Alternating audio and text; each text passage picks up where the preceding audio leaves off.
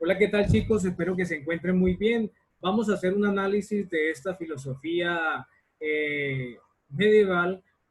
Para entrar a abordarla, lo primero que tenemos que tener claro son dos conceptos, lo que son los apologistas y lo que son lo que significa la patrística, ¿ok? Vamos a entrar a hacer ese análisis para poder comprender un poco más esta filosofía cristiana, ¿cierto? Y esta filosofía cristiana es hablar de San Agustín, es hablar de Santo Tomás, ¿sí? Al hablar de estos personajes, ¿sí?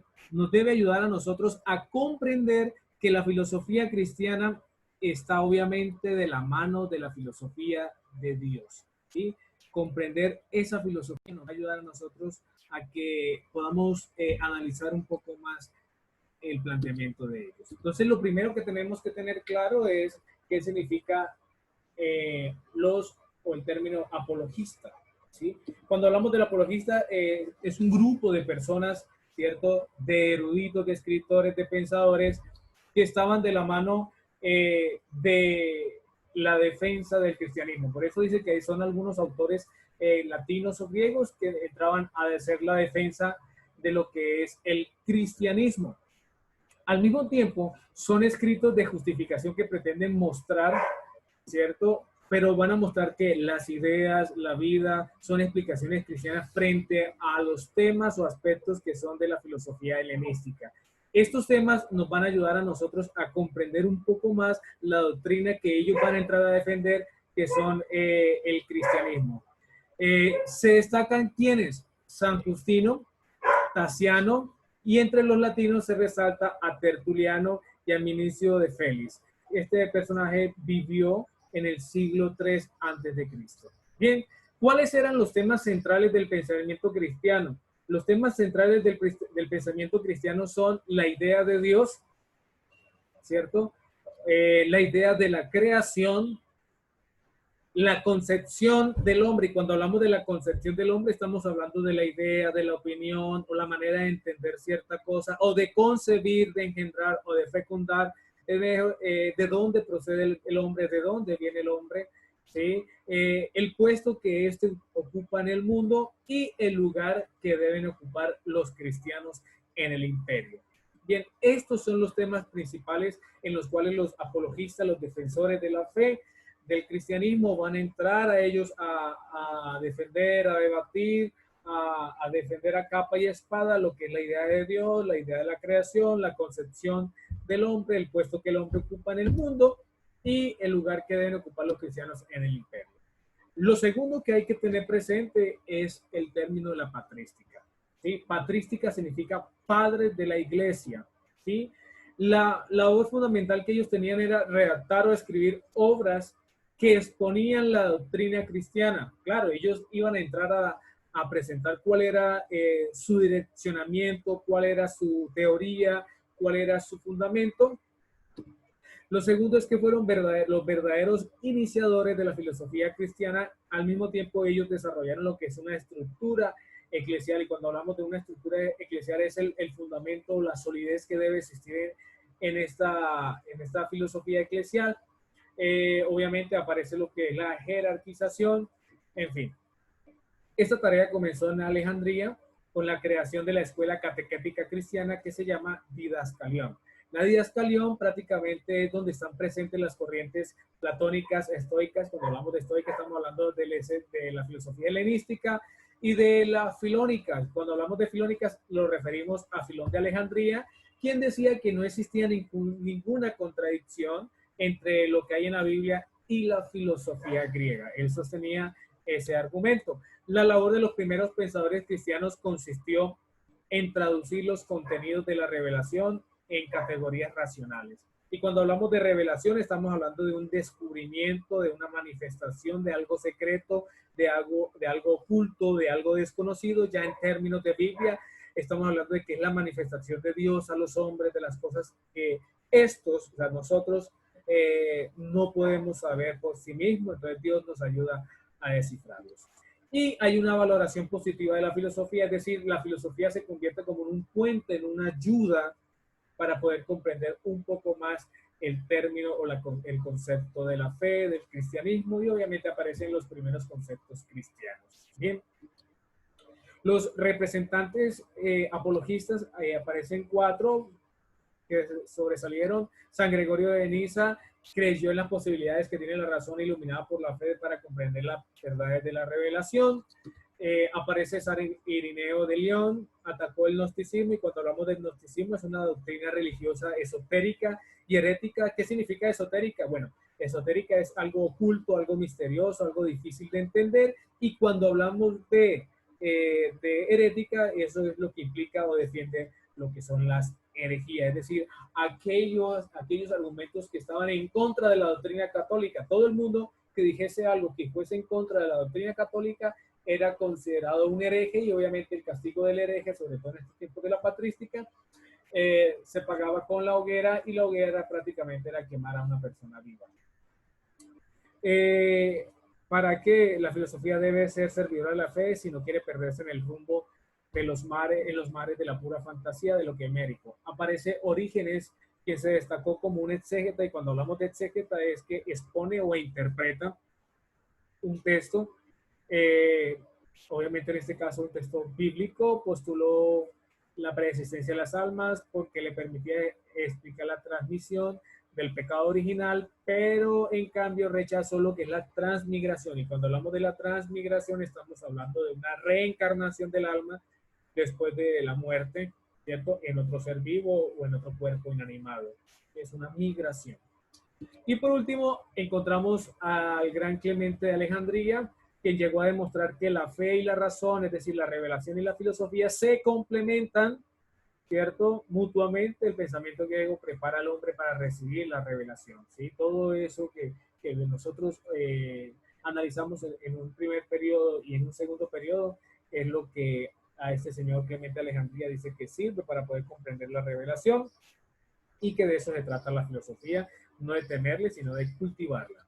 Bien, esto es lo importante, lo que nosotros tenemos que comprender de estos términos de la patrística y de los apologistas, ¿sí? Es muy importante comprender que San Agustín, ¿cierto?, es el máximo representante de la filosofía de la patrística, ¿sí? Obviamente hay que aclarar de que San Agustín no empezó 100% en el cristianismo, sino que él empezó una vida teórica racional, luego se fue con los maniqueos, que ahorita vamos a ver un poco de ello, y luego por San Ambrosio hace su transformación o su conversión al cristianismo, y por medio de una cita bíblica que ya vamos a entrar a analizar. San Agustín es un personaje, hablando a nivel general, escribe un poema. Este poema se convierte en una canción, algo muy interesante, en su libro máximo junto con La Ciudad de Dios, Las Confesiones. Tarde te amé, hermosura tan antigua y tan nueva, tarde te amé, y ves que tú estabas dentro de mí y yo fuera, y por fuera te buscaba. Y deforme como era, me lanzaba sobre todas estas cosas hermosas como que tú creaste. Tú estabas conmigo, mas yo no lo estaba contigo. Me retenían lejos de ti aquellas cosas que si no estuviesen en ti no serían. Llamaste y clamaste y rompiste mi sordera. Brillaste y resplandeciste y fugaste mi ceguera. Exhalaste tu perfume y respiré y suspiro por ti. Gusté de ti y siento hambre y sed. Me tocaste y me abracé en tu paz. Me hiciste, Señor, para ti, y nuestro corazón estará inquieto hasta que descanse en ti. Tarde te amé, hermosura tan antigua y tan nueva, tarde te amé. Vamos ahora a escuchar una canción que es prácticamente la interpretación de este poema de el gran San Agustín. Por favor, prestémosle atención.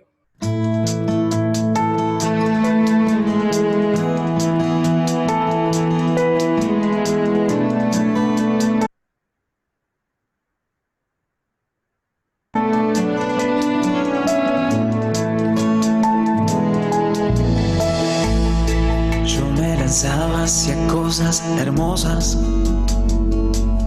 que sin ti nada serían. Tú tú estabas conmigo, quedabas, pero yo no, contigo no.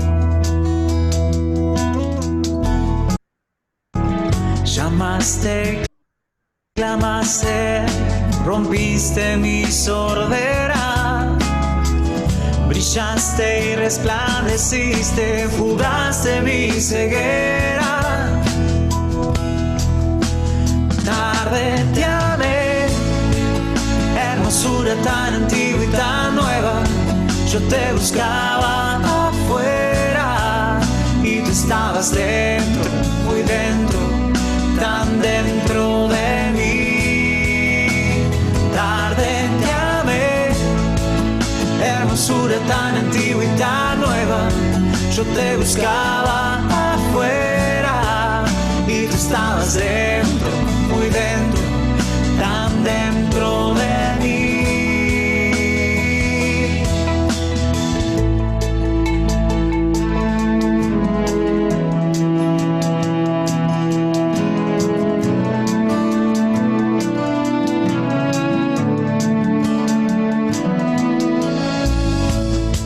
Me retenían las cosas preciosas que sin ti nada sería. Y tú estabas conmigo, quedabas, pero yo no, contigo no. Exhalaste perfume y lo he respirado.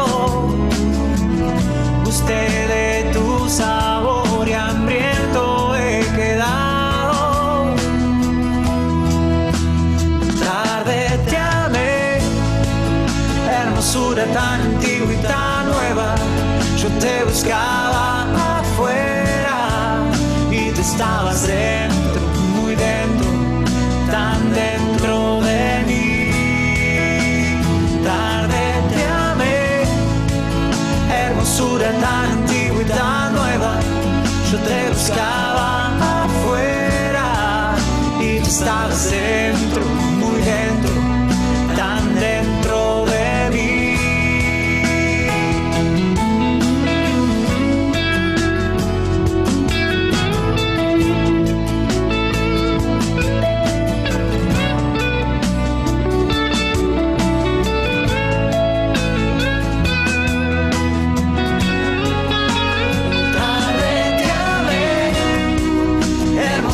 Tan antigua y tan nueva, yo te buscaba afuera y tú estabas dentro, muy dentro, tan dentro de mí. Tarde te amé, hermosura tan antigua y tan nueva, yo te buscaba afuera y tú estabas dentro, muy dentro, tan dentro de mí.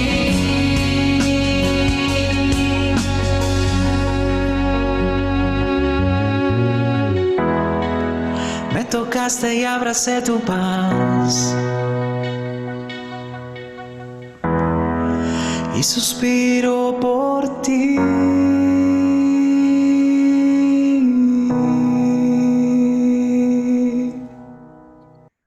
Bien, seguimos viendo nosotros la filosofía del gran San Agustín, ¿cierto? Y vamos a observar unas características generales de este gran personaje, ¿sí? San Agustín nació en Tagaste en el año 354, padre pagano, se llamaba Patricio y su madre era cristiana y se llamaba Mónica. En Cartago se radica a la edad de los 17 años, a la vez que estudia retórica, el arte de las palabras, el arte de hablar, y se entrega a una vida disipada, es decir, cuando hablamos de disipado es algo que se desvanece, y se une con una mujer que le da un hijo que se llama Adeodato. Bien, al mismo tiempo encontramos de que a este periodo corresponde su despertar filosófico, es decir, gracias a la lectura de Hortensius, de Cicerón, le infunde un amor y ese amor es por la búsqueda de la verdad. se afilió, se unió a una secta de los maniqueos. Entonces los maniqueos reciben su nombre de religión gracias a que es fundada por un sabio persa que se llama Maní o Manés del año 215 al año 276, quien decía ser el último de los profetas enviados por Dios a la humanidad. Ellos manejaban unos principios universales como el bien y el mal. Se unió a ellos por 9 años San Agustín, pero se desilusiona de su sabiduría y se orienta hacia el escepticismo de los académicos. Y cuando hablamos del escepticismo, hablamos de la duda. ¿Ok? Después de ser profesor de retórica en Cartago y en Roma, se dirige a Milán, donde por influencia del obispo de Ambrosio se empieza a liberar de los prejuicios contra el cristianismo y prácticamente tiene contacto con las obras de los platónicos, con las que rechaza el materialismo del maniqueo, en la cual se había afiliado y se salió porque se desilusionó y se abre al mundo espiritual. Bien, aquí empieza ya la transformación de San Agustín a la conversión al cristianismo. Cuando estaba San Agustín, que no arrancó al cristianismo, sino que iba pasando por una iglesia, escuchó unas dos cosas. Primero, una predicación de San Ambrosio, ¿cierto? Escuchó predicar a San Ambrosio y dijo algo literal San Ambrosio, que cuando pensamos en Dios en el alma, que es lo más cercano a Dios en el mundo, ¿sí? Nuestros pensamientos no captan nada material. Entonces quedó pensando este señor, ¿cómo así que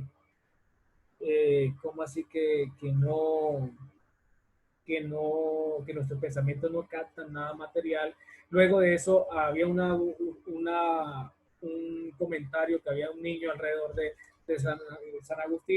Agustín, perdón, y obviamente le decía que había que leer y reflexionar el texto bíblico de Romanos capítulo 13, versículo del 13 al 14, le quedó sonando y San Agustín al leer este texto bíblico se convierte prácticamente al cristianismo. ¿Qué decía el texto bíblico? Comportémonos decentemente, como en pleno día, nada de comilonas ni borracheras, nada de lujuria ni desenfreno, nada de peleas ni de envidias. Al contrario, revestidos de Jesucristo el Señor y no busquéis satisfacer los bajos instintos. Y a partir de ese texto bíblico, obviamente San Agustín hace su transformación junto con la predicación de San Ambrosio. Fue bautizado en el año 387, al año siguiente se estableció en Tagaste, donde funda una comunidad de vida monástica, es decir, no era religioso, ya era un seguidor del cristianismo, pero no era digámoslo así, un agente del sacerdote o del sacerdocio, sino que simplemente era un laico normal, pero funda una comunidad monástica. En el año 391 fue ordenado presbítero por el obispo de Hipona y allí estableció otro monasterio. Surge que fue primero obispo auxiliar de Hipona y luego de ser obispo auxiliar de Hipona, a partir del año 396 pasa a ser el titular de esta sede, es decir, por eso se conoce como San Agustín de Hipona. Muere el 28 de agosto del 430, cuando los vándalos situaban o cercaban la ciudad. Bueno, San Agustín data del año 354 al año 430, es decir, aproximadamente 76 años. La mayor parte de sus obras, ¿sí?, tienen un carácter filosófico que corresponden al periodo que media entre el catecumenado y su ordenación sacerdotal. Y cuando hablamos del catecumenado, podemos entenderlo como es el tiempo durante el cual se prepara una persona para recibir el bautismo, ¿sí? Se instruye en una doctrina, principalmente en la católica. Bien, San Agustín de Hipona, tarde te amé, hermosura tan antigua y tan nueva, tarde te amé. Algunas de las obras de San Agustín encontramos que a finales del 386, contra académicos, donde rebatía lo que es la duda, el escepticismo de Vita Beata, que quiere ser una visión cristiana del tema platónico de la felicidad, de órdenes, que es sobre el tema del mal, el soliloquio monólogo contra el conocimiento, la verdad, la sabiduría y la inmortalidad. Eso era cuando estaba en tiempo académico. Luego, cuando ya empezaba a estar entre el bautismo y su ordenación sacerdotal, surgen obras importantes o principales como de Génesis contra maniqueos, el origen contra los maniqueos, la inmortalidad del alma, de Quantate Animae, de Liberatio Arbitrio, es decir, el libre albedrío, sobre la libertad y el origen del mal, la vida religiosa, sobre las cuestiones o las relaciones que debe existir entre la fe y la razón, de Magistro. Y ya cuando es obispo, ¿cierto? Adquiere obviamente sus obras, sus escritos, un orden más teológico, ciencia que estudia a Dios, y entre ella aparece su gran libro, Las Confesiones, de Génesis ad Litteram, de Trinity y obviamente de Civitate Dei, es decir, la ciudad de Dios. Estas son las obras más importantes de San Agustín. Obviamente resaltan las confesiones, y si hablamos de San Agustín, estamos hablando de las confesiones, y obviamente hay que sumarle la ciudad de Dios, sus obras importantes. Este es San Agustín, tarde también, hermosura tan antigua y tan nueva, tarde también.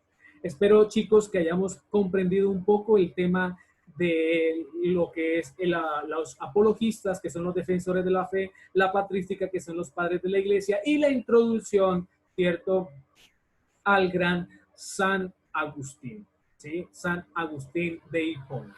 Bien, nos veremos en una próxima oportunidad a todos. Muchas gracias, espero que estén muy bien.